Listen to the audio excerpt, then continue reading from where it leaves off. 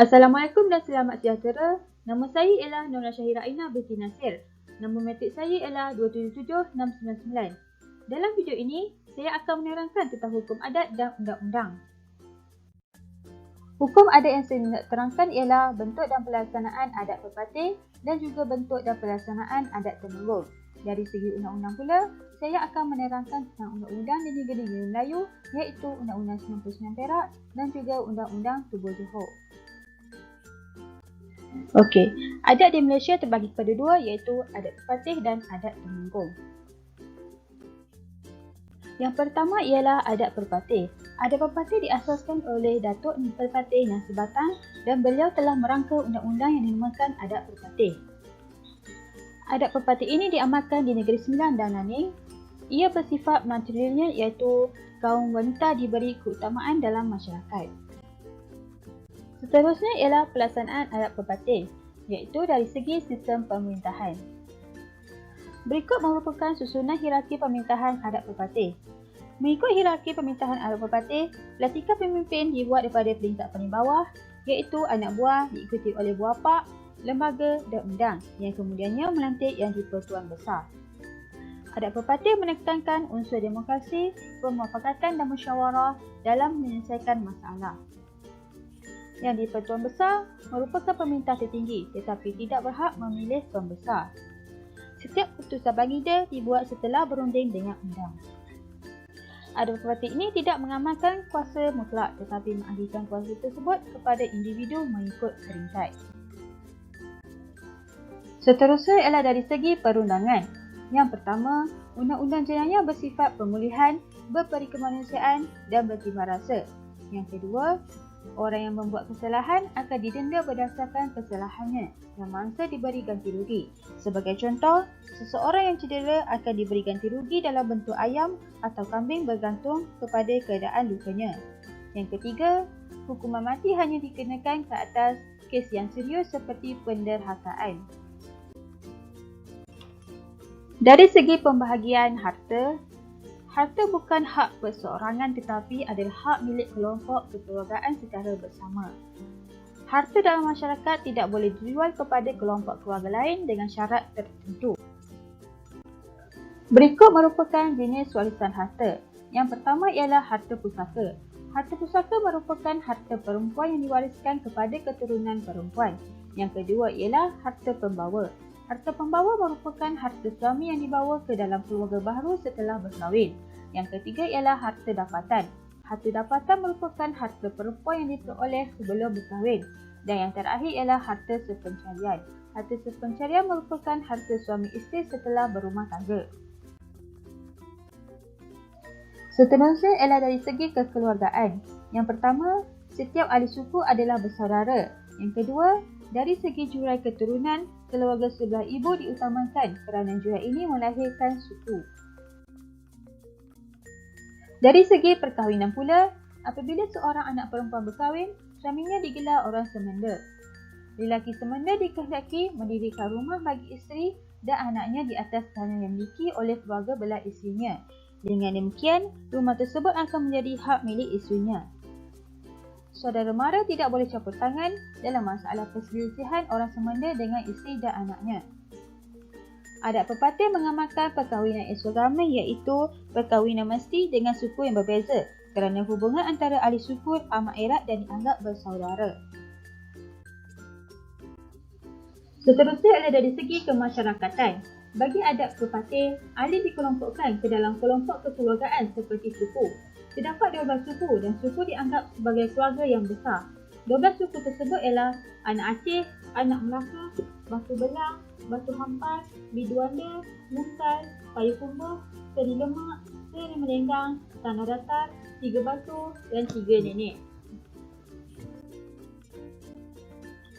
Hukum adat yang kedua ialah adat temenggung. Adat temenggung diasaskan oleh Datuk Ketemenggungan dan beliau telah merangka undang yang dinamakan Adat Temenggung. Adat temenggung diamalkan di negeri-negeri Melayu kecuali Negeri Sembilan. Ia bersifat patrilinear iaitu kaum lelaki diutamakan dalam masyarakat. Kaum lelaki dianggap meneruskan keturunan sesebuah keluarga. Baiklah, Seterusnya ialah pelaksanaan adat temenggung, iaitu dari segi sistem pemerintahan. Berikut merupakan susunan hierarki pemerintahan adat temenggung. Seperti yang anda lihat, raja atau sultan menduduki hierarki yang paling tinggi. Ia diikuti oleh bendahara, temenggung, penghulu bendahari dan syah bandar. Adat temenggung ini bercorak autokratik iaitu mutlak. Sistem pendidikan kata dibuat berdasarkan warisan. Seorang raja yang mangkat akan digantikan oleh putera sulung. Jika raja tidak mempunyai putera, andidanya akan mengambil alih tahta. Jika kedua-dua pihak tiada, raja bendahara akan dilantik menjadi raja. Seterusnya ialah dari segi perundangan. Yang pertama, undang-undang jenayah bersifat keras dan berpegang kepada prinsip pembalasan. Ini bertujuan untuk memberi iktibar, amaran dan pengajaran kepada orang lain. Yang kedua, hukuman mati merupakan hukuman yang paling berat. Contoh kesalahannya ialah membunuh, memfitnah atau menderhaka terhadap raja. Yang ketiga, undang-undang dalam adat temenggung memerlukan bukti yang kukuh terhadap sesuatu kesalahan. Dalam kes jenayah, saksi amat penting. Yang seterusnya ialah dari segi pembahagian harta. Yang pertama, bagi adat temenggung, harta adalah hak kepunyaan individu dan melibatkan pembelian cukai dan sebagainya kepada penguasa tempatan atau negeri. Yang kedua, harta diwarisi lebih kepada anak lelaki. Yang ketiga, sistem pewarisan menjadi hak milik tetap bagi seseorang individu. Seterusnya adalah dari segi kekeluargaan. Yang pertama, bagi adat temenggung, susunan kekeluargaan sebelah ayah dan ibu dianggap sama penting. Yang kedua, lelaki diberi keutamaan kerana mereka menjadi ketua keluarga dan nasab keturunan dikira daripada sebelah bapa. Seterusnya ialah dari segi perkahwinan. Dalam adat temenggung, apabila seorang lelaki berkahwin, isterinya dikehendaki tinggal bersama dengan keluarga ibu bapa suaminya. Dengan demikian, isterinya akan menjadi ahli keluarga suaminya. Bagi adat temenggung, ia mengamalkan perkahwinan endogami iaitu selaras dengan hukum syarak. Tetapi, perkahwinan hanya boleh dilangsungkan sekiranya tidak melanggar hukum syarak, tidak ada pertalian darah atau pertalian perkahwinan dan juga pasangan bukan saudara susuan.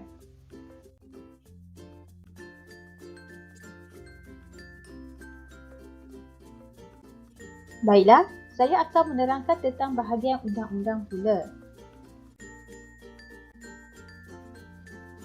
Okey, undang-undang yang pertama ialah Undang-Undang 99 Perak.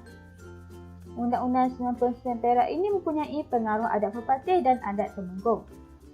Ia merupakan undang-undang tertua sekali di Perak yang berkaitan dengan hal ehwal agama dan masyarakat Melayu tradisional.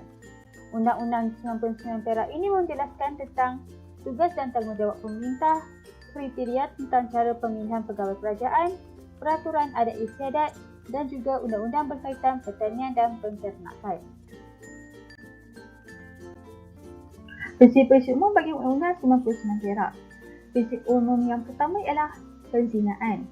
Ia disebut dalam pasal 6 dan 50. Bagi pasal 6, ia menerangkan tentang hukuman bagi kesalahan yang mengambil isteri orang lain. Seorang pesalah yang mengambil isteri orang lain akan dibuang daripada musimnya. Sekiranya tidak dibuang, ia hanya dikehendaki membayar denda iaitu emas. Bagi pasal 50 pula, ia menerangkan tentang hukuman bagi pesalah yang melakukan zina. Jika kedua-dua penzina mengakuinya, mereka hanya diperintahkan bernikah dan membayar denda sepeha emas. Prinsip umum yang kedua ialah perkahwinan. Ia disebut dalam pasal 65 iaitu memperuntukkan bahawa pasangan yang baru bernikah. Pasangan suami isteri tidak dibenarkan bersama selama lebih kurang 40 hari atas alasan untuk menjaga keimanan masing-masing. Prinsip umum yang ketiga ialah pembunuhan. Ia disebut dalam pasal 23 dan 4. Bagi pasal 23, ia menerangkan tentang hukum membunuh iaitu pembunuhan sesama orang Islam. Orang Islam yang membunuh orang Islam tidak boleh dijatuhi hukuman membunuh kerana kedua-duanya akan binasa. Cuma, orang yang bunuh itu menjadi kafir. Bagi pasal 4 pula, ia menerangkan tentang hukum membunuh iaitu orang kafir membunuh orang Islam. Orang kafir yang membunuh itu tidak boleh dibunuh balas kerana jika kafir ini dibunuh balas, tiada peluang bagi kafir tersebut memeluk Islam. Prinsip umum yang keempat ialah protokol, peraturan raja atau orang besar.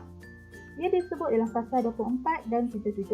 Bagi pasal 24, ia menerangkan tentang protokol istana iaitu seseorang perlu mematuhi beberapa peraturan jika menghadap raja atau membesar.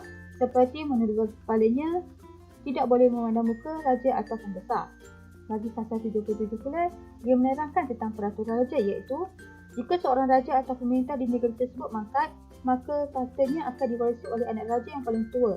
Jika tiada, anak raja yang umurnya paling kecil akan mewarisi tahta tersebut. Tapi dengan syarat anak raja tersebut ialah anak gahara, iaitu anak yang dilahirkan oleh raja dan pemertuanya pada golongan diraja. Prinsip umum yang kelima ialah peperangan. Ia disebut dalam pasal 74, iaitu peperangan antara negeri dan juga strategi untuk menang. Sebagai contoh, meningkatkan belanja, tenaga tentera atau menggunakan akal fikiran. Prinsip umum yang keenam ialah pembahagian harta. Ia disebut dalam pasal 33, iaitu pembahagian harta si mati kepada waris yang layak. Anak perempuan akan diberi rumah, kebun, hingga mangkuk dan peralatan dapur, manakala anak lelaki akan mendapat alatan besi, sawah padi atau lombong. Dalam hal hutang dan harta, anak lelaki mendapat bahagian 2 kali lebih daripada anak perempuan. Prinsip umum yang ketujuh ialah hal ehwal di kampung.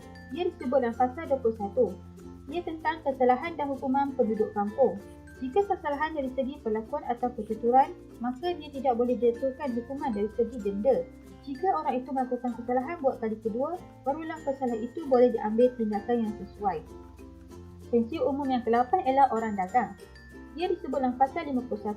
Ia tentang kebenaran terhadap orang dagang untuk bermalam di kampung. Prinsip umum yang ke-9 ialah hal ehwal agama. Ia disebut dalam pasal 58. Ia tentang syarat menjadi imam atau khatib, iaitu mereka mestilah mempunyai sifat mulia, peraturan yang baik, menguasai maklumat tentang hari, bulan dan tahun. Prinsip yang ke-10 ialah hakim atau kadi. Ia disebut dalam pasal 79, iaitu syarat menjadi kadi atau hakim di mukim. Mereka perlulah menguasai segala hukum Allah dan Nabi Muhammad, mengetahui adat dan hukum negeri dan mempunyai suara yang merdu. Prinsip yang ke-11 ialah perlembagaan. Ia disebut dalam pasal 99, iaitu hubungan antara raja dengan pembesar serta rakyat dan hubungan rakyat dengan pembesar. Prinsip yang ke-12 ialah ternakan atau tanaman. Ia disebut dalam pasal 14 dan 15. Bagi pasal 14, ia tentang hukuman berkaitan ternakan. Jika binatang itu dicederakan oleh orang lain, hukumannya ialah orang yang mencederakan binatang itu perlu membayar separuh harga binatang tersebut kepada tuan punya binatang tersebut. Bagi pasal 15 pula, ia tentang perkara berkaitan tanaman. Jika sesuatu tanaman dimusnahkan oleh seorang dan tanaman itu tidak berguna lagi, maka orang yang memusnahkan tersebut perlulah membayar separuh harga tanaman itu dan denda sebanyak seperempat emas. Baiklah, undang-undang yang kedua ialah Undang-Undang Tubuh Johor. Undang-Undang Tubuh Johor merupakan perlembagaan bertulis yang teratur dan lengkap yang dikuatkuasakan pada tahun 1895. Ia mengandungi perkara tentang keturunan sultan sebagai pewaris tahta, pengiktirafan orang Melayu sebagai rakyat Johor, hak raja dan kerabatnya, bidang kuasa mesyuarat kerajaan dan jemaah negeri serta Islam sebagai agama negeri. Daripada 64 fasal dalam Undang-Undang Tubuh Johor, 20 fasal mengenai hak raja dan kerabatnya. Prinsip-prinsip umum bagi Undang-Undang Tubuh Johor. Prinsip umum yang pertama ialah raja dan kerajaan atau pewaris tahta. Ia disebut dalam fasal 2 dan 3. Bagi fasal 2, ia tentang syarat menjadi raja dan pewaris tahta kerajaan Johor, iaitu mestilah berbangsa Melayu, lelaki dan beragama Islam. Bagi fasal 3, ia menetapkan keturunan Sultan Abu Bakar sebagai waris tahta kerajaan Johor. Fasal ini penting supaya tahta kerajaan Johor tidak jatuh ke pihak lain. Prinsip umum yang kedua ialah larangan terhadap bakal raja. Ia disebut dalam pasal 8. Ia menetapkan bahawa bakal raja tidak boleh campur tangan dalam perkara negeri. Ini penting untuk mengelakkan kekacauan dalam hal ehwal negeri. Prinsip yang ketiga ialah larangan raja menyerahkan negeri kepada kuasa luar. Ia disebut dalam pasal 15. Ia tentang sultan sebagai pemerintah sebuah negeri yang merdeka, iaitu individu yang diamanahkan oleh rakyat untuk menjaga dan memelihara kemerdekaan negeri. Prinsip yang keempat ialah larangan terhadap bekas raja. Ia disebut dalam pasal 20. Ia tentang bekas raja tidak boleh mencampuri perkara negeri. Ini untuk mengelakkan ketidakstabilan politik.